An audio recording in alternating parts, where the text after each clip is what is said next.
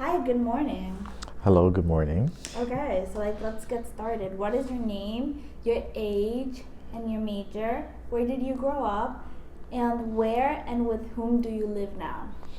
I am Esron Holder. I'm a leadership and management major. I'm 19. I'm 20 years old, correction. I grew up three different places. I was born in Guyana. I lived in Guyana up until age 9.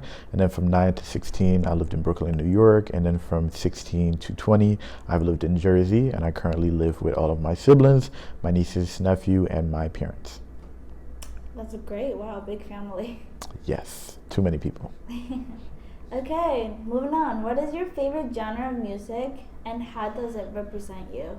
My favorite genre of music is dancehall. It represents me because with being Caribbean and being born in Guyana, I grew up around a lot of the music, so like dancehall, soca, reggae, and everything. So before I even got to listen to R&B and pop and rap, that's the music that I was introduced to, and I fell in love with it. So it represents a part of me, which is my culture, with being Caribbean. Amazing. What are three words to describe you and how do they apply to your life? I would say helpful, kind, and empathetic. Helpful is because with being Caribbean and growing up in Guyana, it's one of the biggest things that I've seen growing up. Everybody was helping everybody because we all had our own living conditions, and everybody was always willing to help each other. And we practiced the same thing when I came to America.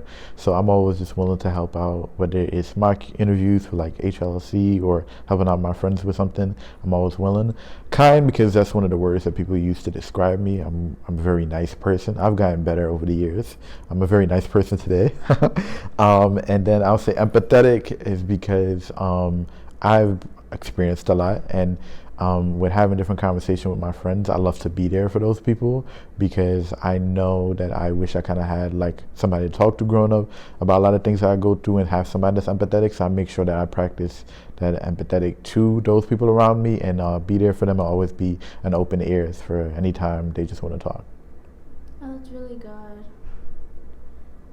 What does your mental health mean to you and what do you do to help assist your mental health? My mental health mean everything to me because with not being taught emotional intelligence at the young age or even taught what mental health was, growing up in a Caribbean household, there's a lot of stigma around therapy and seeking help and everything. And there's so much things that I've experienced within my life where I desperately wanted to talk to somebody or kind of have somebody there for me to go through it. But with us not being taught emotional intelligence, we didn't really necessarily react or handle stuff the right way. So it led me to kind of like always isolate and try to experience things on my own.